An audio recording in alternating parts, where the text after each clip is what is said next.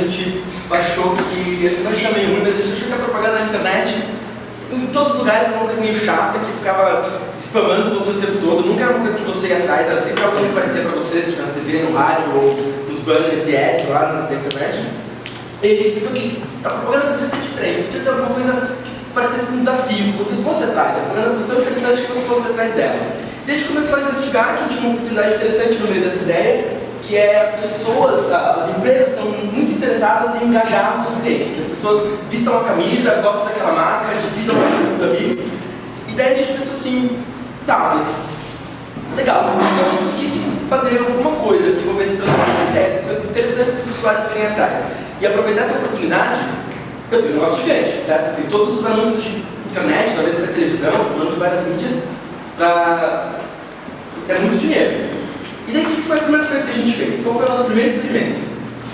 A gente pegou umas empresas, que são startups, agências de online marketing, e-commerce, e daí a gente foi falar com os CEOs, essas empresas fazem todas parte do grupo Rocket, a gente tinha contatos lá com as pessoas que tomavam a decisão dessas empresas, e foi falar com essas pessoas. Você compraria um serviço que fizesse isso, desse jeito, etc? Compraria. Todas essas empresas falaram que comprariam. Talvez tenha alguma coisa interessante aí. A gente decidiu fazer um outro experimento. Posso usar? Desculpa. Pode. Você colocou nesse compraria. Comprar a gente se os usuários não concordam com a nossa ideia de que a propaganda é uma droga. Então a gente fez um site de internet com um vídeo. E o vídeo é o seguinte. Você pode não achar, mas a propaganda ainda vai ser algo bom para você. Ela te fala de produtos que você gosta, ela te lembra de algo bacana que você já tinha esquecido, ou até mesmo te convence de uma coisa tão animal que você fala. Só que nem sempre é assim, né? Sempre tem aqueles caras muito chatos quando você tá lá, todo serelepe, cheio de internet, aparecem aqueles banheiros gigantes bem no meio da sua tela, dizendo aumento o seu.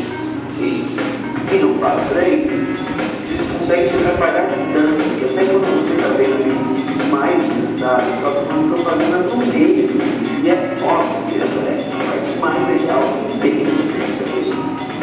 E aí nós ficamos pensando, precisa mesmo ser assim? A internet evoluiu para se tornar um lugar divertido, colaborativo e social, quando essa é a parte mais chata da experiência. Pensando nisso, criamos a PopDesk, uma maneira divertida, colaborativa e social de interagir com a propaganda. Na PopDesk, as propagandas são feitas de forma de desafios propostas por diferentes marcas e empresas. Você assiste vídeos, posta fotos, desliga os e-mails, visita lugares, dá sua opinião e eles divertem com seus clientes com conteúdo criativo e inovador. Com cada desafio completo, você tem experiência, recebe pontos, medalhas, troféus, vencido e tem contribuir para a criação da nova propaganda. Participe e toque no mundo para finalmente impor junto na internet. Interaja, aprenda, divirta-se. Dá um podcast agora mesmo para seu primeiro desafio.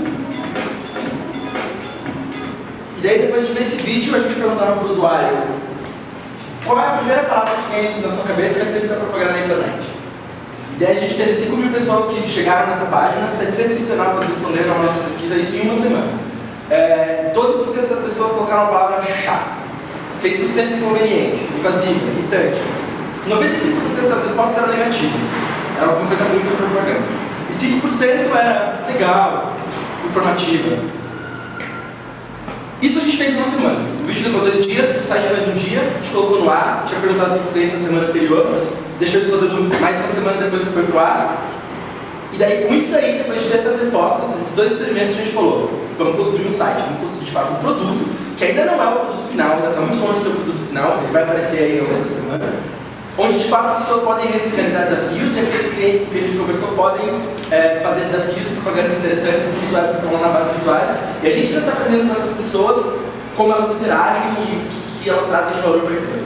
Só para dar um exemplo aí, que dá para fazer. Claro, a gente já sabia ali em startup antes de começar a fazer isso, então a gente não teve.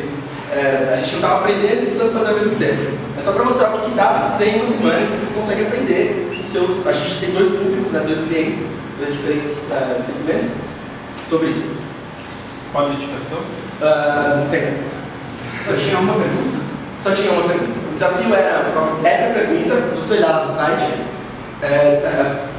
aqui está escrito, você já pode participar da PopTest do nosso primeiro desafio enquanto... tá bom. Aí o cara clica aqui, daí tinha a pergunta, eu não vou saber exatamente, mas era o que você pensa da propaganda, depois de assistir o vídeo da PopTest, porque a gente queria que as pessoas assistissem o vídeo, o que você pensa da propaganda na internet? Daí o cara põe uma resposta, vinham imagens, ele escolheu uma imagem que mais associada com a resposta, porque a gente queria ter uma espécie de interatividade, queria saber se o cara ia gastar tempo fazendo um desafio, isso era um desafio pra gente.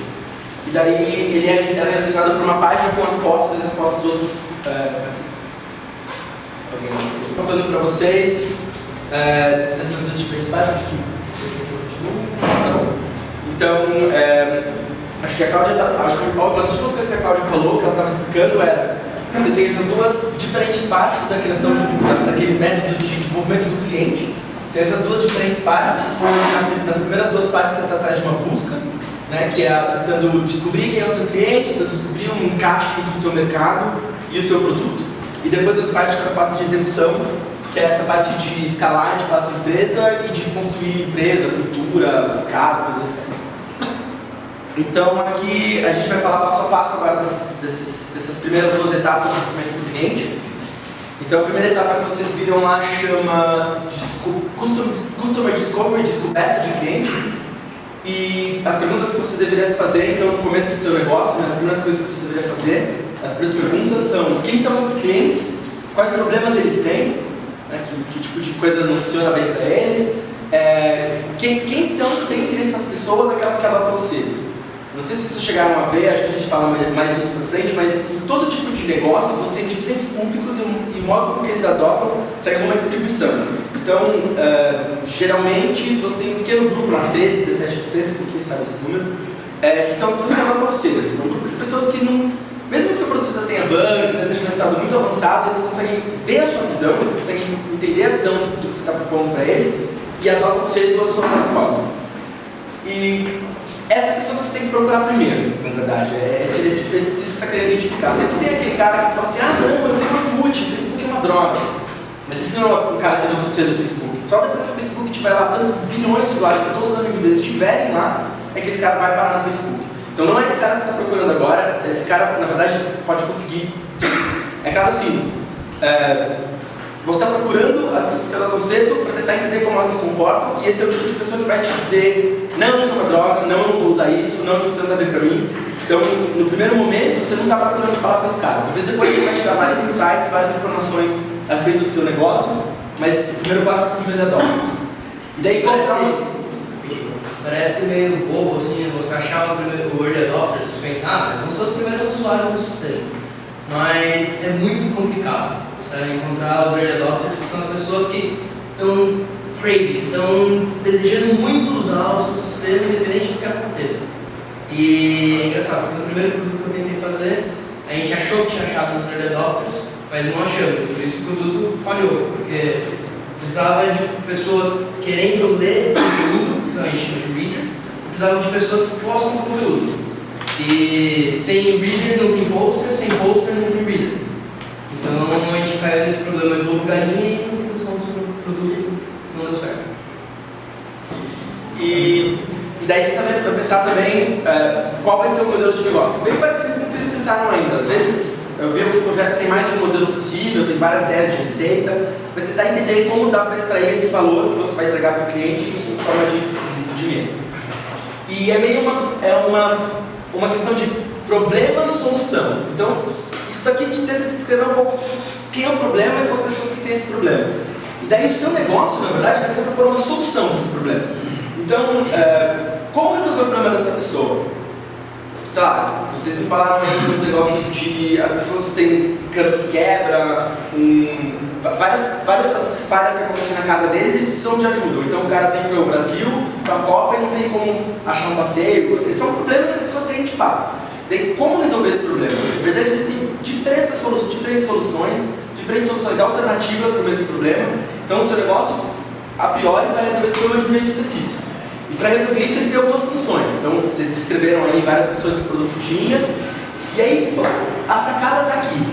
Qual é o mínimo esforço, qual é o menor passo que eu dou para desenvolver alguma coisa que resolva o problema desses clientes? De novo, aquele exemplo do cara dos sapatos lá, que ele ia lá na loja e ele mesmo comprava. Ele teve que desenvolver toda uma cadeia de logística antes de primeiro conseguir validar que ele conseguia vender para esses clientes. Um negócio interessante sobre as pessoas que adotam cedo, uma maneira legal de ver que, de encontrar essas pessoas é que quando você chega para contar o problema para elas, ou que você vai contar a sua ideia para elas, elas já têm um problema, já procuraram uma forma de resolver esse problema e não encontraram nenhum. Então é uma métrica assim que Ou encontraram faz completamente. Exatamente. Então, esses são os tipos de pessoas que, na verdade, estão antes de você. Antes de você perceber que eles têm esse problema, eles já encontraram o próprio problema, só que eles não foram bem atendidos por nenhum produto no mercado. Então, eles não são meus amigos, necessariamente. Não são seus amigos, não são sua namorada, não são pessoas próximas, não necessariamente. Por exemplo, aquele negócio ali, aqui dentro a gente pode ter alguns early adopters daquele produto de ensino. Pode ser que não, pode ser que todo mundo que esteja na sala, ninguém seja um early adopter. Você sente também pelo feed como você chega aborda a pessoa. Por exemplo, a prima da sua esposa falou, nossa, muito legal, super usaria, isso aqui. Isso é até legal para você se motivar a continuar a pesquisa e tudo mais. Porque você percebe que tem pessoas precisando desse produto que você está oferecendo.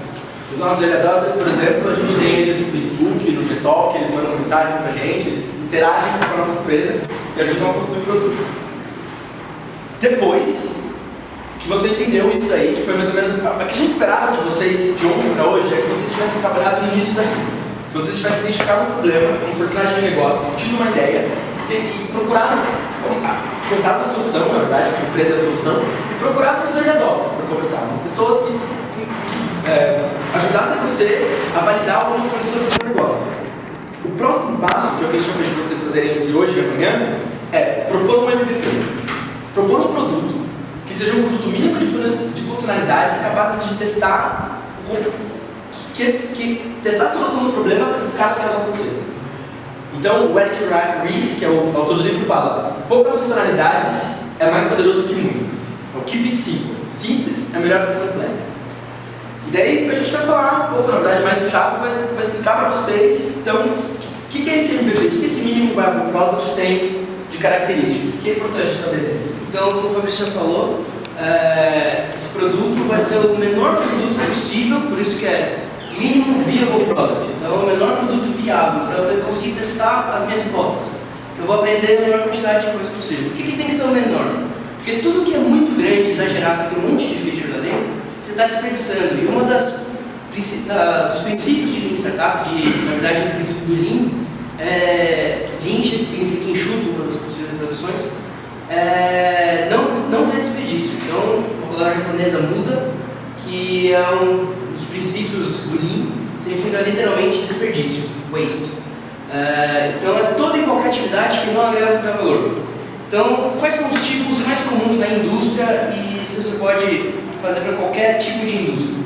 Defeitos, então os nossos bugs são desperdício, a gente está desperdiçando tempo que você vai ter que corrigir depois do defeito. Ou num carro, no caso da Toyota, que foi o precursor dessa metodologia, defeito na linha de produção, ele tinha que parar a produção, ir lá, mudar, é um desperdício que ele está tendo. Superprodução, então se eu tenho uma superprodução de carro e eu não vou vender, todos aqueles carros que eu produzi, eu podia ter gastado dinheiro que eu gastei para produzir eles em outra coisa. Eu vou ter que gastar dinheiro agora com inventário, porque eu produzi um monte de porta e aí agora essa porta mudou, tinha um defeito naquela porta. Então, todas aquelas portas que eu produzi para o tipo de carro A não servem mais para nada, então desperdício. Superprodução para a gente em inventário, a gente pode ver como features, né? Se eu gastar muito tempo fazendo uma feature que o cliente não quer, por que serve essa feature? Por que eu gastei tempo nisso? Poderia ter melhorado uma outra que ele queria, poderia ter procurado novos clientes, posso fazer muitas coisas no tempo. Trabalho em excesso, cabe mais ou menos nesse grupo. E aí que tem uma coisa que a gente não vê muito, não tem uma tradução clara, né? Mas para a indústria de software, pelo menos, que é a movimentação desnecessária de empregados e de bens e artefatos. Então, eu ficar andando numa fábrica, é bem visível isso. O empregado tem que vir aqui, pegar uma peça, erguer e ir até um outro lugar da fábrica, está gastando esse tempo. Se a peça, ao invés de estar lá naquele canto, se estivesse aqui, é simplesmente aonde deixar a peça para o empregado. Já faz muita diferença. Ele poderia produzir 2 peças enquanto ele produz 2 produtos finais com o tempo de gastar 2 viagens. Espera para o evento. Então, se eu fico esperando alguém me trazer alguma coisa para eu fazer alguma outra coisa, eu estou gastando tempo. Eu estou parado e poderia estar fazendo outra coisa. Então, esses são os tipos mais comuns da indústria. Uma metáfora que eu vi uma vez de uma pessoa que deu um curso de Lean, na verdade, da modelo Toyota, que ele deu um exemplo muito visual para mim do que é desperdício. Você tem uma tela e você quer pegar um prego. O trabalho que você tem que fazer para levantar uma tela, a quantidade de força suficiente para pegar o prego, é isso que você tem que fazer. Cada centímetro que você levantar mais uma tela, isso é desperdício. Cada centímetro que você levantar menos uma tela, isso é desperdício, porque você vai ter que dar uma segunda martelada para conseguir pegar o mesmo prego. Então é uma forma clara, assim, você está focando no seu negócio, está tomando as atitudes que são essenciais e que são aquilo mínimo para você conseguir fazer atingir o seu objetivo. E aí, uma coisa que tem que ficar claro na nossa cabeça quando você está falando em startup é que a gente sempre fala de dinheiro, que a gente não tem dinheiro, então a nossa empresa é Lean porque não tem dinheiro. Mas não é bem isso. Significa, você nunca traduza Lean e startup com pouco dinheiro ou economizar dinheiro. Dinheiro, sim, é uma das principais recursos nossos, mas pensa bastante em tempo. Tempo, na verdade, é o que a gente tem mais do que as outras pessoas, e velocidade. Então, se você está gastando velocidade, está gastando tempo em alguma coisa que você não vai render um aprendizado, pensa bem se isso é importante. Relatórios e documentos que ninguém lê.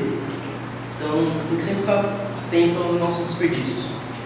Então, MVP pelo Eric Ries, aqui em inglês, aqui é uma tradução minha, desculpem a tradução ruim, mas uma versão do produto que permite uma equipe obter o maior aprendizado validado sobre seus clientes com o menor esforço. Então, essa parte de menor esforço é a parte que fala de desperdício. Né? Você ter o menor esforço possível para ter o maior conhecimento possível. E uma versão do produto fica legal porque o produto começa a partir do momento que você tem ideia. Então, você teve a ideia, todo mundo teve dois grupos que teve a ideia dos serviços, e o outro grupo das fotos, o outro da Copa, da Ensino. Então isso já começou o produto já está começando a crescer. Então uma pesquisa que você faz é uma primeira versão do seu produto. Você está conseguindo conhecimento sobre os seus clientes, sobre o que você tem que fazer. Então é isso, o MVP tem que sempre pensar na menor quantidade de features que vai te dar maior retorno de conhecimento. E uma vez que feito uma vez feito isso, você tem que pensar numa coisa que eles falam, são a sua proposta de funis, que é, você tem uma maior audiência, por exemplo, dos seus visitantes, e que vai ter contato com o seu produto, pesquisa, MVP, e essa audiência vai acumulando ao longo da sua cadeia de valor do produto. Então, por exemplo, o cara chegou na sua página inicial, nem todo mundo vai, de fato, visitar aquilo, entrar naquela página. Então você tem que pensar, no momento que você está fazendo seu MVP, você tem que pensar como as pessoas vão interagir com aquilo e em que funis você pode agrupar elas. Você vai ter tipo, os visitantes, aí no caso nesse exemplo, depois os prospects, que são as pessoas que você tem, de acordo com elas interagindo com o seu MVP, parece que elas seriam potenciais clientes, os leads na verdade. E daí, desses caras ainda tem um subgrupo que vai ser cliente. Então, de alguma forma, quando você está pensando no seu MVP, você tem que ver como esse funil vai se dar e que sequência ele vai fazer. Por exemplo, a gente tem uma métrica que é bem comum em serviços de tecnologia, que a gente chama de métricas piratas. Que é, ninguém conseguiu arranjar uma sigla boa, então é a métrica pirata. Que é aquisição, ativação, que é aquisição, o cara só veio ver. Ativação, o cara interagiu, clicou naquele botão de responder lá no nosso site. Daí tem retenção, o cara logou, deu alguma informação, ele voltou lá mais de uma vez, ele faz parte de um ciclo de uso do seu produto. Daí tem referral, que é referência, ele conta para outras pessoas o seu produto, ele vai lá e fala para o amigo dele, olha, esse produto é muito legal, vem usar comigo. E tem o revenue, que é a forma máxima aqui no caso dessas métricas, que é o cara gera dinheiro para você, o cara te paga, ou alguma ação que ele toma no seu site gera recursos diretos. E à medida porque isso é um funil, é porque, sei lá, 100% das pessoas veem o seu site. Sei lá, 100% das pessoas que você trouxe vão ver, mas só, sei lá, 80% delas vão ativar, e na verdade essa porcentagem vai diminuindo de forma que as empresas lucrativas têm que 10% às vezes aqui, que dão receita para elas. Todas as pessoas que viram o site, só 10% gera de fato receita. Pessoas early adopters em geral são pessoas que rapidamente fazem o funil inteiro. Isso, percorrem o funil rapidamente. Essa é outra característica interessante dos early adopters. E daí, legal, então Eu falei dessa parte aqui, né, que é onde vocês estão, mas eu vou falar um pouquinho do que vem pra frente também, que é depois que você já fez esse MVP, no caso da Bobtest. A gente fez o MVP, a gente encontrou algumas pessoas, a gente aprendeu algumas coisas, a gente fez uma versão mais azeitada do produto. Daí o que a gente está procurando, lá no primeiro caso, a gente estava procurando um negócio que é Problem Solution Fit. É o problema e a solução, se eles se encaixam. Minha proposta de solução resolve o meu problema. Aqui a gente está procurando Product Market Fit, que é o produto que eu tenho como solução para aquele problema tem uma aceitação mais abrangente no mercado. E daí, aí ele fala, o que é encaixe do produto no mercado? Eles querem pagar pelo produto, o custo do produto é adequado, o tamanho do mercado é suficiente para manter a minha empresa. É aqui que eu estou testando, na real, se aquele modelo de negócio vai ser escalável. Aquela minha primeira ideia, que eu tenho tempo para entender como resolve o problema do meu potencial cliente, agora eu vou tentar pensar como ela é escalável. Não, quer dizer, eu não vou pensar em escala ainda, mas eu vou tentar verificar se ela é escala. E aí que eu vou pensar no business model. Muitos de vocês já vieram com business model, complexo, etc. Esse business model vai mudar, o modo de atender o cliente vai mudar com as coisas que vocês forem aprendendo. E aí também eu vou pensar em vendas, em marketing, e ter, por exemplo, na Bobtest, hoje a gente já tem um plano de marketing, quando vai lançar, quando vai aparecer no TechCrunch, quando vai aparecer nos blogs, quando a gente vai contar para mais clientes. Enquanto a gente vende para um grupinho de early adopters, mas quando a gente vai vender para todo mundo, que momento vai estar isso? E daí vem uma coisa que eu vou tentar falar para vocês ainda hoje, que eu vou pedir para vocês fazerem, que é aquele canvas que eu falei, não sei se vocês lembram, que era um desenho que representava todo o seu negócio. Então tem os diferentes elementos principais do seu negócio, como eles se relacionam. Então vou tentar falar isso para vocês. E aí o mais importante disso é que estava escrito aqui embaixo, escondido. Pivotar. Às vezes você vai lá, tem uma solução para o problema. É um sistema de fotos para agregar fotos de um evento. Fui lá, propus, as pessoas gostaram do sistema de fotos, falei com um grupo de pessoas, botei no mercado, botei o app para baixar na Apple Store. As pessoas vão lá, baixam na Apple Store, etc. Mas eu não achei um business model ainda, eu não consigo ganhar dinheiro com isso. Ou eu não consigo aumentar mais meus usuários. Parece que só tem um grupo de pessoas muito específico que está resolvendo esse problema desse jeito. Daí você tem que se perguntar se você não precisa pivotar. Que é aquele negócio que a gente falou na outra aula, que é ainda com esse mesmo problema solução, ainda nesse mesmo contexto, você precisa dar um passo numa direção diferente, você precisa mudar algum aspecto do seu negócio, você precisa voltar atrás e falar, isso aqui não vai ser mais verdade, eu vou mudar isso daqui e voltar no processo. Reentrevistar os seus mesmos clientes, eles continuam respondendo bem para isso, você mudou os seus clientes. A gente vai dar vários exemplos de pivotar, às vezes você pivota o produto, às vezes você pivota o cliente, às vezes você pivota o canal de vendas. Na verdade, você pivota diferentes elementos desse canvas, geralmente, deixando os outros fixos. E daí, no elemento que você pivotou, você tem que revoltar as experiências, e às vezes até mesmo fazer as experiências de novo com o mesmo grupo, para saber se aquele... Às vezes você pivota e aí você ferra uma coisa que já estava boa. Então esse aqui é um processo interativo, que Lean diz que você quer o Lean Startup fala que você quer fazer isso aqui o mais rápido possível para conseguir sair dele, para conseguir encontrar o seu Product Market Fit e passar para a construção de uma empresa. A construção de uma empresa só se dá depois que você resolver esse problema. Aqui você está estudando que modelo de negócio você vai escalar, daí para o futuro você escalar. Então, eu acho que é um valor, se alguém tiver dúvida, você pode entrar igual, claro, eu sou mais... que não necessariamente mais pedagógico que nós. Eu já fui professor, eu sou aluno ainda. E o que é pivotar, né? Então, eu acho que eu já até adiantei, mas é girar em outra direção e testar novas hipóteses, mas mantendo a base para não perder a posição já conquistada. É o Yuri Chitari que deu essa definição.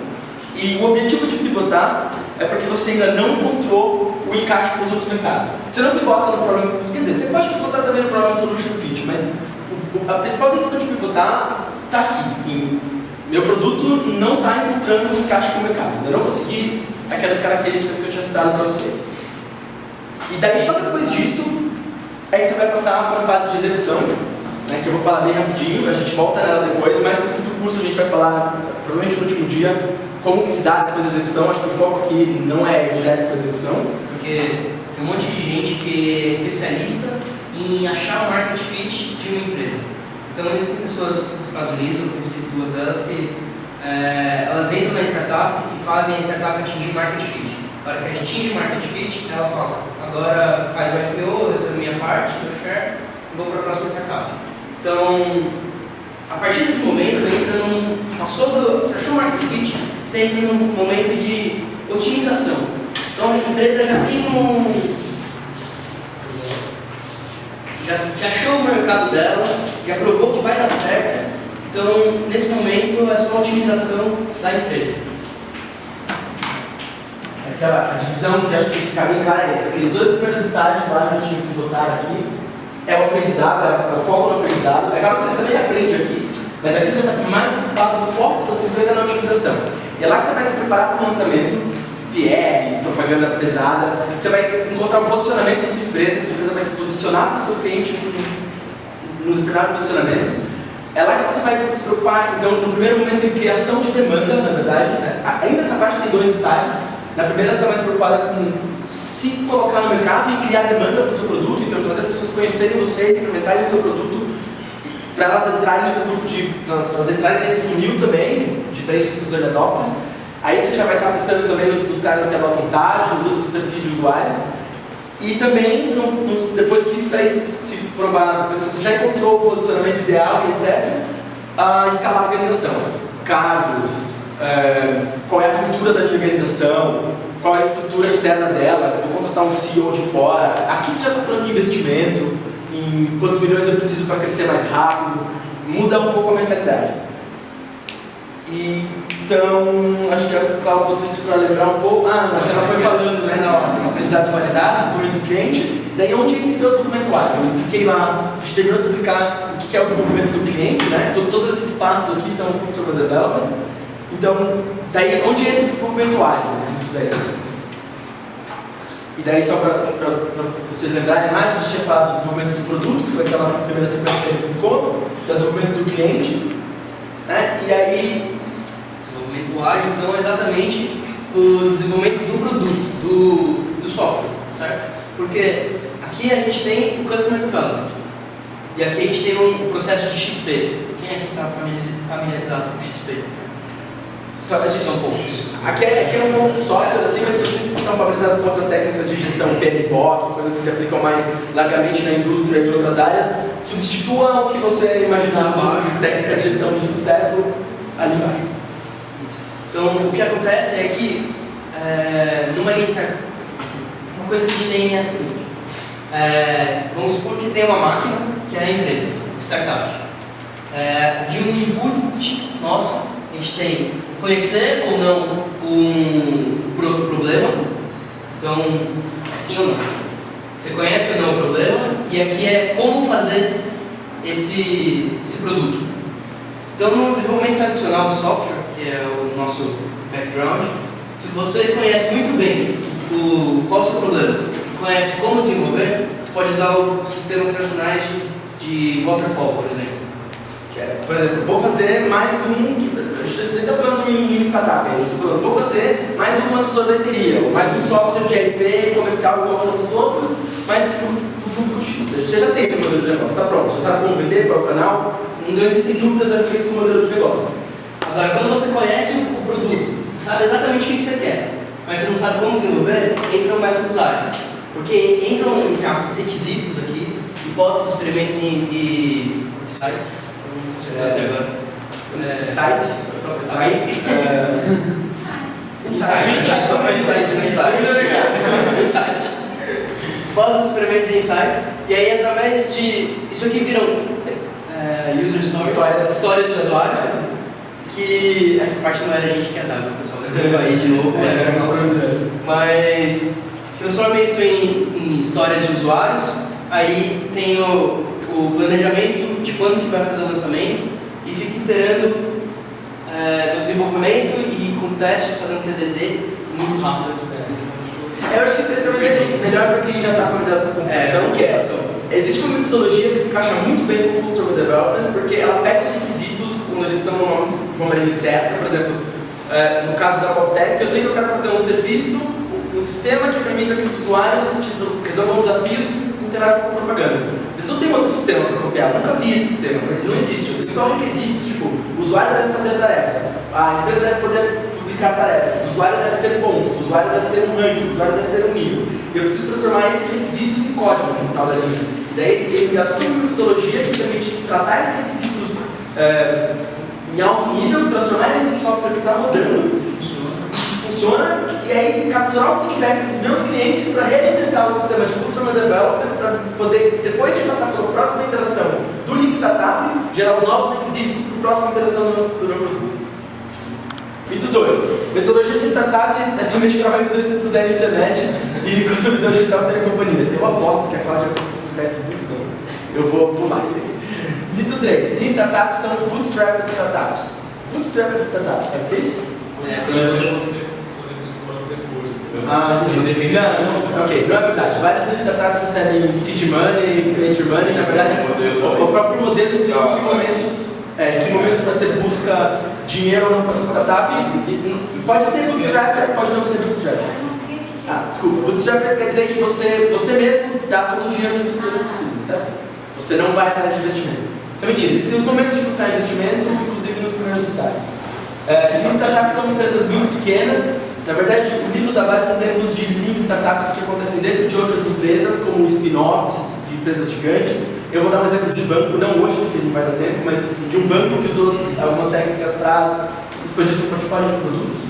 Mito número 5. Lean Startups substitui a visão e os dados com clientes e feedback. Quer dizer, eu não tenho mais uma visão do meu negócio e eu não tenho aquela ideia do que vai acontecer. Eu só tenho clientes e eu também não tenho dados, eu só tenho feedback de usuários. Mentira, eu estou coletando dados a respeito do comportamento dos usuários e eu mantenho a minha visão e tento fazer os experimentos e gerar as coisas alinhadas com a visão que eu tenho daquela ideia. Nada funciona sem visão. Então, se você tem pivota, por exemplo, você tem a sua visão lá no fundo. Pivotar é fazer isso com a sua visão e criar um novo rumo para você, um novo caminho para aquilo. Sem visão não tem startups. E daí, a atividade que eu ia dar para vocês, na verdade, é porque eu percebi bastante ontem na plano de negócios. A gente começou a falar de ideia, e apareceu putz, plano de negócios, o que é, planejar, etc. E daí eu vi que muitos de vocês já abordaram esse tópico, vocês já começaram a pensar um pouco no negócio de vocês. E daí, bom, acho que a primeira ideia de plano de negócios é tipo, tá tudo na minha cabeça, eu sei tudo que vai acontecer comigo, vocês não devem ter passado por esse problema, porque vocês são 4, e 4 pessoas já não dá pra estar na sua cabeça. Mas eu queria só falar que isso é uma péssima ideia, na sua cabeça é muito vago, muda muito rápido, você não tem como acompanhar a evolução disso. A maior parte das pessoas, e a cultura mais tradicional, fala para fazer um monte de papel que explica tudo do seu plano de negócios, todos os passos que você vai tomar. A Cláudia já falou que é pouco lido, já deu as desvantagens desse tipo de modelo. Então, a gente faz plano de negócios usando um cara chamado Business Model Generation, Business Canvas, que está nesse livro de Business Model Generation. Ele não é um livro de Lean Startup, ele é um livro de planos de negócio em geral, que tenta propor uma nova maneira de descrever negócios de forma mais rápida e mais para você poder conseguir manter os seus planos e conseguir adaptar eles adequadamente. Então, para a gente, um plano de negócios é uma visão 360 graus lá sobre o seu negócio, é você tentar compreender como as peças se encaixam, envolve brainstorming, vamos pensar bastante, vamos conseguir pensar nas diferentes possibilidades. E daí eu vou tentar ensinar vocês, em poucos minutos, a construir um cara que é muito para que isso daqui. A atividade de hoje é vocês pegarem cartolinas, desenharem isso aqui e colocarem post-its para definir o negócio de vocês. Então, esse cara começa com o cliente. Ele vai se construindo aqui. Então, eu tenho meu cliente, que é aquele cara que eu estou tentando resolver alguma coisa para ele. E daí, que tipos de cliente eu posso ter? Bom, meu cliente pode ser, eu tenho que entender quem é esse cliente, em algum aspecto geral, então, às vezes, tentar descrever. Então, o meu cliente pode ser o mercado em massa. Todo mundo é meu cliente. Sei lá, eu sou o Walmart, todas as pessoas do planeta Terra que consomem são meu cliente. É meio arriscado ter essa abordagem, todo mundo é meu cliente. Você pode falar, eu tenho um serviço de Copa do Mundo, todo mundo é meu cliente. Eu tenho um serviço... É fácil dizer que todo mundo é seu cliente. Então, uma estratégia que as pessoas adotam, mesmo quando todo mundo é o cliente delas, é falar de segmentos. É falar dos diferentes segmentos de clientes dentro desse todo mundo. Um exemplo disso é a Nestlé, a Nescafé. Café é uma coisa que, em teoria, todo mundo bebe. Mas a Nescafé ainda assim divide os clientes dela em 3 grupos. Os clientes premium, porque ela tem máquinas de café high-end, daquele Nespresso lá, com as cápsulas. Dolce Gusto, que é um cara que tem um bom gosto por café e algum dinheiro para comprar uma máquina de café cara, mas não uma máquina que custa 2 mil, 3 mil reais a máquina. E Nescafé, aquele potinho de café solúvel que você joga no negócio e toma café. Na verdade, só uma correção, o modelo não é vender a máquina, o modelo é vender o café. É vender isso, o modelo é vender o que é caro é o café, não a máquina. Eu só mencionei que a máquina é cara, mas isso daí tá certo. O modelo de negócio deles é a venda do café. É só para mostrar aqui que é um exemplo de segmentação em que você divide os seus clientes por poder de compra. Você pode dividir entre homens e mulheres, você pode dividir entre diversas formas. Você pode ter um mercado de nicho, ou seja, dentro de mercado. Só os vegetarianos. Só os vegetarianos. Dentro do seu mercado, você tem um grupo menor que você vai atender. Um exemplo são espumantes, até espumantes caros, aí, que é um mercado de nicho. Ou outro exemplo que eu acho muito divertido é um site de meias que vende todo tipo de meias desde que elas não façam pares. Os clientes deles são meninas que gostam de meias que não fazem pares. É um tipo de nicho, meninas que vestem meias coloridas que não fazem pares. Um tipo de mercado, um tipo de cliente muito presente em soluções de internet é o cliente multifacetado, que a gente fala, multi-sided, onde você tem vários lados do cliente, vários clientes que interagem dentro de uma plataforma. Um exemplo disso é a Apple. Ela vende músicas, dispositivos eletrônicos e aplicativos. Então são bandas e produtores de gravadoras, pessoas que querem ter um smartphone, desenvolvedores de software. Todas essas pessoas são diferentes clientes que são atendidos pelo mesmo produto, que no caso é o iPhone. A mesma coisa acontece para videogames. Você tem desenvolvedores e jogadores. Esse é um exemplo muito legal, porque na maior parte dos negócios de multi-sided, e uma grande parte deles, só um lado paga pelo negócio. Então, no caso de videogames, geralmente o console é subsidiado, o usuário paga valores baixos por um console. Os games são caros, principalmente no Brasil por conta de impostos, mas quem sofre isso é o desenvolvedor, porque o desenvolvedor é obrigado a comprar kits de desenvolvimento super caros e a dar parte da venda dos jogos para a empresa. Então, a maior parte do lucro vem dos desenvolvedores. A Apple é uma das empresas que consegue ganhar dos dois lados, porque ela morde 30% de tudo que é vendido dentro da loja, mas ela também cobra bem caro pelos seus dispositivos. E o Wii também é um console que consegue morder dos dois lados, porque ele pegou um nicho de jogadores que são jogadores casuais de videogame, e os jogos são caros por padrão de qualidade dos jogos que são feitos. E daí você tem milhares de exemplos de clientes diferentes. Eu só citei alguns, na verdade, então vocês têm uma ideia de encontrar que tipo é e quais são os seus diferentes clientes. Então, se é multifacetado, é desenvolvedores e jogadores casuais. É tentar encontrar esses grupos. Não sei se ficou muito claro isso, mas o que a gente está mostrando agora é como completar aquele quadro. Isso já vai ficar claro no meu próximo slide, mostra que esse quadro é mais completo.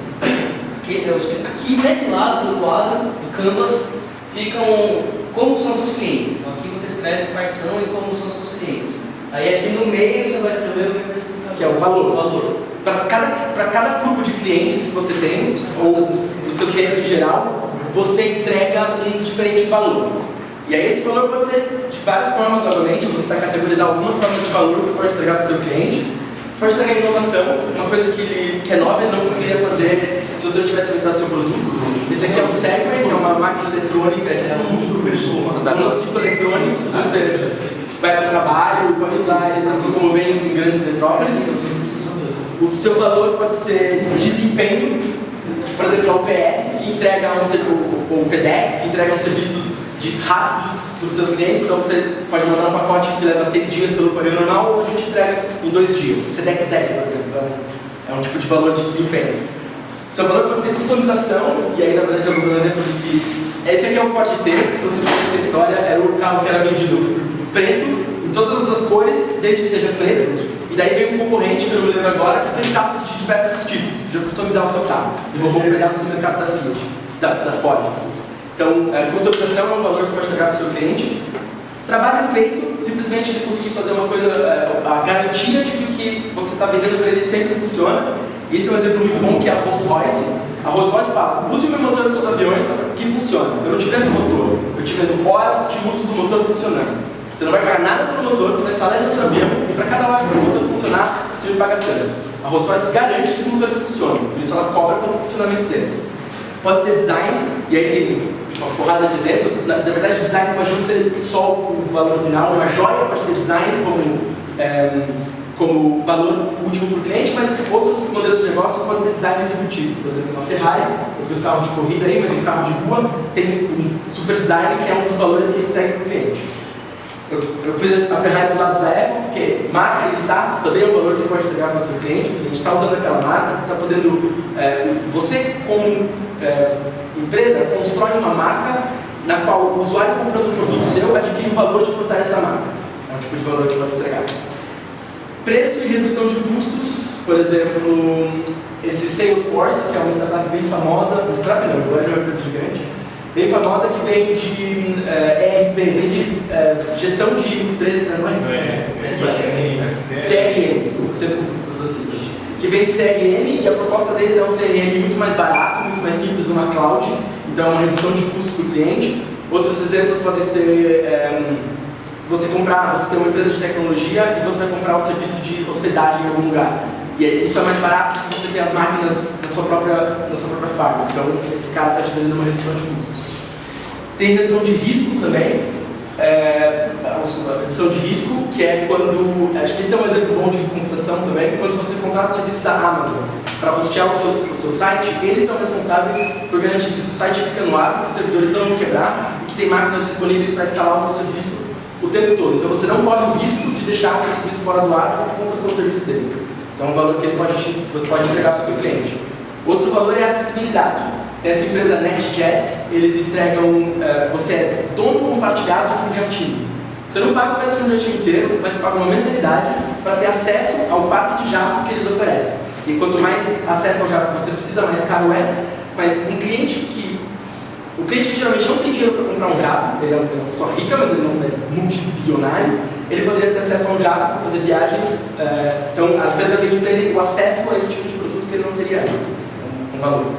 Conveniência é outro valor. Você tem os produtos aí, um exemplo clássico é uma loja de conveniências, é tudo mais caro lá, porque o cara não está de fato te vendendo o produto, ele está te vendendo a conveniência de estar aberto 24 horas por dia e você poder pegar esse produto a hora que você precisar.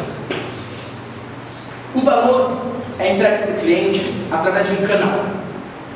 E aí existem várias formas de vários canais também, eu vou tentar citar alguns. Eu estou sempre tentando citar alguns, vocês podem aí tentar imaginar. Hoje não vai dar, mas eu vou dar exemplos concretos de modelos de negócios com exemplos mais reais. Mas, por exemplo, venda direta é um canal. Você tem o seu produto, você bate na porta do seu cliente e você vende para ele. Esse é um exemplo disso, por exemplo, a Popdesk hoje, que quer vender anúncios para os clientes dentro dos sites de jogos, vai até o cliente, fala: oi, vamos conversar, uma reunião e vende. Esse curso tinha um custo, a gente queria vender esse curso para vocês, de certa forma, a gente vendeu pelo site do IME. A gente não sabe, assim, o IME que decide os preços, os salários, o IME que cuida de toda a precificação e a gente vende através dele. Pode ser. Quando a gente fala de canais, acho que é bom pensar nos estágios de venda, nas fases de venda, que você primeiro tem que conscientizar o seu cliente que o seu produto existe, fazer uma avaliação das possibilidades de venda. Quer dizer, o cliente faz uma avaliação do seu produto. Então, por exemplo, você ter samples da Nestlé nos corredores de supermercados. Depois o cliente compra de fato, depois você tem uma parte de entrega, e muitas empresas hoje em dia, e é essencial tratar de uma pós-venda, que é entender a experiência do seu usuário e ver o que acontece depois da venda. Então, quando você fala de canal, você tem que pensar, grosso modo, como você vai abordar esses diferentes estágios da sua compra, da sua venda para o seu cliente. Para a internet é mais fácil, geralmente o canal é uma coisa só, mas em outros modelos de negócio pode ser importante ter diferentes... Eu achei interessante o grupo de vocês que pensou no canal, né? Pensaram em como que ia chegar no cliente. E aí houve a evolução do canal depois da experiência que foi o imã de geladeira e os panfletos. Isso AdWords seria o canal na internet, a venda direta é outro canal, e os ímãs de geladeira espalhado. Na verdade, o canal de venda direta vai talvez em outro estado. Depois não basta só isso, você tem que cuidar do canal. Você entrega o valor para o seu cliente através do canal, mas você também está preocupado em manter um relacionamento com o seu cliente. Não se dá só a venda e depois o cliente é abandonado. Então, existem várias formas de manter esse relacionamento.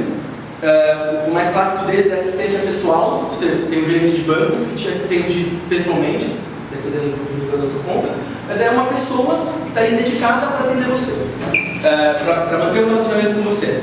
Às vezes é uma pessoa que te liga quando tem um investimento, alguém pessoalmente presente. Pode ser automatizado, por exemplo, se é um guichê de passagens aéreas, certo? Você tem um atendimento automatizado, você não está lidando com pessoas. O cinema, ou até mesmo o canal de relacionamento para contas digitais que estão aparecendo. O Itaú tem um segmento de contas em que você não tem um gerente, tudo é atendido automaticamente. Por exemplo, das apps, ontem todos os funcionários do telefone que toca ao mesmo tempo com todo mundo, qualquer um pode atender o cliente. Isso. Outro exemplo de relacionamento com o cliente, como eu chamaria isso de telefone para todos, sei lá, não precisa essencialmente encaixar aqui. Esses serviços automatizados seria a manutenção do serviço ou pode ser a venda direta? Porque não seria um canal a venda? Pode ser um canal, pode ser usado para venda ou pode ser usado para estabelecer um relacionamento. Acho que aqui está um exemplo mais para venda, mas o exemplo da compra de Itaú é relacionamento. Tudo que você faz é pelo aquele sistema na internet. Você já comprou sua Americanas, na hora que você sai da loja, Americanas, agora falei, lembro. Uma das lojas de qual? A Raider tem o botãozinho lá vermelho, amarelo e verde, aí você sai e você aperta. É um jeito de estabelecer uma espécie de relacionamento com o cliente de maneira não pessoal, automatizada. Comunidades é uma forma muito presente hoje em dia. Você fazer parte, a sua empresa fazer parte ou alimentar uma comunidade de pessoas que compartilham os interesses associados ao produto. Um exemplo que eu vi muito legal é uma empresa farmacêutica lançou um novo produto para emagrecimento e para fazer isso ela criou um website com especialistas falando disso e aí as pessoas iam lá ver notícias e coisas sobre emagrecer. É um exemplo da Copa do Mundo, pode ser um canal, vocês vão ter uma comunidade de pessoas interessadas em discutir futebol ou diferentes esportes, no caso da Olimpíada, ali dentro. Cocriação, esse é um modelo interessante em que o relacionamento é estabelecido com seus clientes a partir do momento que você e eles estão tentando criar coisas juntos. Eu não consegui achar, eu não consegui sair um business to business acontece muito isso. A Poptest é fortemente nisso, porque a gente cria com os nossos clientes os desafios, então a gente senta com eles, tenta fazer um plano de uma campanha para eles que seja. A gente cria junto com eles isso, e a gente também atende os nossos clientes usuários assim, porque eles também podem criar tarefas, então é meio uma mistura de comunidade e cocriação. Tudo no jogo está acontecendo com os usuários criando, os clientes criando, e a gente participa de uma comunidade em torno daquilo. Daí, O aplicativo da Apple pode ser um exemplo disso? de cocriação, Da App Store? é que geralmente é quando o conteúdo ou o valor do seu negócio é produzido. Você fala, a Apple faz cocriação com os desenvolvedores. Não, mas eu, como consumidor, eu baixo o aplicativo da App Store, que foram feitos pelos desenvolvedores que são clientes da Apple. Entendi. Aí a cocriação é entre a Apple e os desenvolvedores, não entre você e a Apple. Você não cria nada junto com a Apple. Por exemplo, nesse caso, a Apple dá uma ferramenta, cria alguns aplicativos, mas ela também nutre uma comunidade de desenvolvedores que produz aplicativos. Então eles estão co-criando o que é o iPhone, você poderia de certa forma dizer. O Linux, por exemplo, O exemplo melhor seria o camiseteria, não é? Camiseteria, boa. Camiseteria é um ótimo exemplo. Não sei se vocês conhecem a Camiseteria, mas é um site em que você propõe estampas de camiseta e aí, desde que tantas pessoas falam eu compraria isso, ela produz aquele pacote de estampas de camisetas.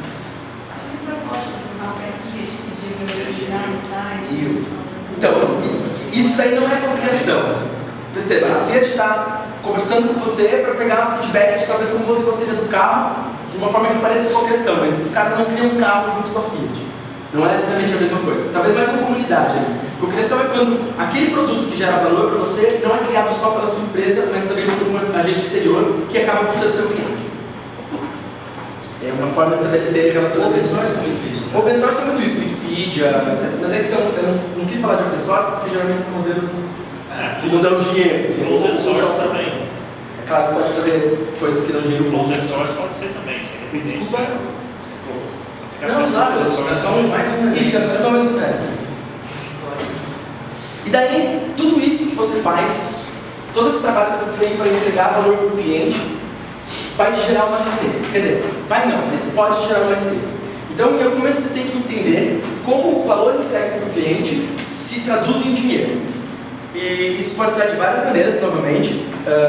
Uma delas é venda direta, ou venda do produto, na real. Você produz várias coisas, você pega um item desse produto e vende. Mas nem todas as empresas funcionam assim. Algumas empresas funcionam por uso.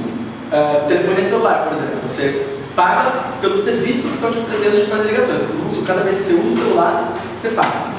Pode ser por inscrição, você oferece uma gama de serviços e o seu cliente tem que pagar uma taxa mensal, semanal, diária, para ter acesso a esses serviços. Ou também pode ser por empréstimo. Você é dono de uma frota de produtos, mas quando o cliente te dá dinheiro, você não entrega o produto para o cliente. Você cede o acesso ao produto por uma determinada parte de tempo. Pode ser por licenciamento, que é a venda do direito de uso do produto, mas não necessariamente o domínio sobre o produto. Quando você compra um CD, o CD é seu. Quando você compra uma cópia do Windows, o Windows não é seu, mas o direito de uso daquele software na sua máquina, você detém. Na verdade, a música é a mesma coisa. A música não é sua. Você tem o direito de ouvir ela. Você não tem o direito nem de reproduzir ela publicamente. Mas o CD é seu. O CD é seu. Olha, o CD, o plástico é seu. Tudo bem. Da mesma forma que o CD do Windows. O CD do Windows também. Isso, mas é assim, se você... a música talvez seja licenciamento, eu não parei muito, eu dei um exemplo simples, mas tá bom, o carro, certo? Quando você compra um carro, você pode fazer uso do seu carro segundo um conjunto de regras. Ninguém te licenciou um carro. Você pode vender espaço publicitário, você pode adquirir valor através de espaço publicitário, propaganda, que é uma coisa muito presente também em negócios de internet, tem muitas coisas aí, por exemplo, o Facebook é um negócio gigante e todo o dinheiro deles vem de propaganda. O Google, mesma coisa. Então é uma forma de gerar receita que deve ser levada em consideração. Desculpa. Eu acho que isso está não ali mesmo, no mostra Canvas. Essa ordem é a ordem que o livro propõe construir o Canvas, porque é a ordem lógica que te faz pensar numa coisa, faz pensar no cliente, faz pensar na solução, qual que é o canal que liga os dois, qual que é o relacionamento. E a receita está aqui embaixo porque ela é o que sustenta essa parte aqui. Mas você pode ver que vai ter uma outra parte aqui que vai sustentar. Tem uma lógica. Por que o Canvas é desse jeito? Existem várias formas de construir um Canvas, mas a mais simples e a mais objetiva que o livro te dá é essa. Você partir do seu cliente na ordem que eu fui dando. Quando eu colocar o Canvas para vocês fizerem, eu vou colocar númerozinhos de ordem para ajudar. Eu devia ter colocado aí nesses papéis que eu entreguei. E daí você precisa de recursos-chave. Para oferecer tudo isso, isso daqui é o que você oferece para o seu cliente, isso daqui é o que você recebe para fazer isso. Para sustentar isso daqui, você vai precisar de uma infraestrutura. Essa infraestrutura começa dos recursos-chave. Um tipo de recurso-chave pode ser físico, precisa de lojas. O Walmart não existe se não tiver lojas em determinados lugares para atender o cliente dele. Mas pode ser que seus recursos essenciais não sejam físicos, sejam humanos. Você precisa de um grupo de pessoas com uma determinada capacidade, ou um grupo de cientistas, de desenvolvedores, para produzir aquele negócio que você vai entregar. Pode ser que esses recursos sejam intelectuais, e aí uma patente, ou um determinado conhecimento, ou savoir-faire, saber fazer de determinada coisa. Pode ser que esses recursos sejam financeiros. Um banco que vai investir milhões de dinheiro em diferentes portfólios de ações, ele precisa ter uma grande quantidade de dinheiro, ou ele não consegue oferecer os serviços dele. Junto com as atividades, os recursos-chave, você tem as atividades-chave que precisam ser feitas pela sua empresa. Que de certa forma, eu vejo as coisas meio juntas. Como você usar, de que forma você vai usar os recursos-chave, de um certo aspecto. Produção, por exemplo, é uma atividade-chave. Eu produzo coisas, eu preciso de uma linha de produção, eu preciso ser capaz de produzir alguma coisa. Plataforma é uma atividade-chave. Não plataforma simples, o desenvolvimento da plataforma. Desenvolvimento aí, talvez. Que o livro coloca como plataforma, mas eu quero como desenvolvimento. Que é chave para a minha empresa conseguir produzir um determinado software ou um determinado aplicativo para atender os meus clientes. A plataforma também pode ser a franquia do McDonald's. Plataforma também pode ser a franquia do McDonald's. Na verdade, o McDonald's desenvolveu toda uma logística e uma forma de entregar sanduíches que ele vende para as franqueadoras de Microsoft, de McDonald's, poderia vender hambúrguer. E aí, muito frequentemente, eu ouvi algum grupo falar isso, acho que foi o grupo de vocês, para prover esses recursos, você precisa de parceiros-chave. Você precisa de outras empresas que não são a sua, que não estão no seu core business, mas se elas não existirem, você não consegue fazer o que você está fazendo. Um exemplo deles, essas diferentes empresas produzem valores diferentes no seu modelo de negócio. Um exemplo, de novo, é o UPS e a economia de escala. A Amazon vende coisas em quantidades absurdas. Se não existisse uma empresa capaz de entregar quantidades absurdas de coisas muito rápido, a Amazon talvez não existisse. Então eles se apoiam nessa parceria-chave com diferentes produtores. De novo aí entra risco. Muitas startups hoje em dia não existiriam sem a AWS da Amazon, que é uma cloud gigante de computadores onde você põe seu servidor para rodar. Ou elas não teriam os recursos suficientes para fazer isso. E aí, como eu falei, a Amazon está lá cuidando de todos os riscos para você. Eu sei que meu servidor vai estar no ar 99,999% do tempo, que é uma coisa que eu precisaria de uma equipe muito complexa para conseguir garantir isso, sendo um pequeno negócio. E aí, todas essas coisas que eu falei, todas essas atividades, elas têm um custo para você desenvolver esses recursos-chave, para você desenvolver essas atividades-chave, para você obter ou tratar com esses parceiros-chave, você tem um custo de estrutura. A estrutura tem um custo. E aí, aí é o momento do modelo de negócio que você vai descrever os custos que você tem para atender seu cliente, mas existem mais ou menos os dois grandes grupos que vale a pena falar, que são dirigidos por valor. Os custos da minha empresa são dirigidos de maneira a oferecer a maior quantidade de valor possível, tipo um hotel de luxo, um carro de luxo. Eu só invisto em coisas que vão proporcionar esse grande valor. Ou pode ser dirigido por custo, que é, por exemplo, a Ryanair, que é uma empresa de venda de serviços low cost. Você paga $1, $50. Eles têm toda uma logística e toda uma estrutura de custos para que eles consigam vender voos o mais barato possível. Então, todos os custos deles são pensados nisso. Mesma coisa da Amazon. A Amazon precisa de economia de escala, precisa dirigir tudo por custos para conseguir vender a baixas margens de lucro e baixas margens de lucro e ainda assim obter valor. Então, aqui está o quadro. Eu ia dar exemplos para vocês, eu trouxe aqui o Business Canvas da Poptest, mas eu não vou conseguir falar hoje, porque senão vocês não vão ter tempo nenhum para fazer atividade. A gente acabou demorando bastante no começo. Mas a tarefa de hoje eram duas, na verdade. Vocês voltarem nos grupos, a gente comprou cartolinas e post-its. Então, o objetivo é desenhar esse canvas numa cartolina gigante, colar ele na parede e usar post-its para descrever diferentes aspectos de um dos modelos de negócios que a empresa de vocês tem. E aí, eu acho que com essa visão vocês vão conseguir organizar muito mais as ideias que vocês tiveram sobre o negócio de vocês e daí pensar mais uma vez em um outro experimento para testar algum desses aspectos. Algumas dos post-its que você pôs aqui, achar qual deles é mais fácil de testar e bolar um experimento para fazer amanhã. Amanhã a gente vai pedir para vocês mostrarem, explicarem o Canvas e falarem os experimentos. Então é isso. Todo mundo entendeu?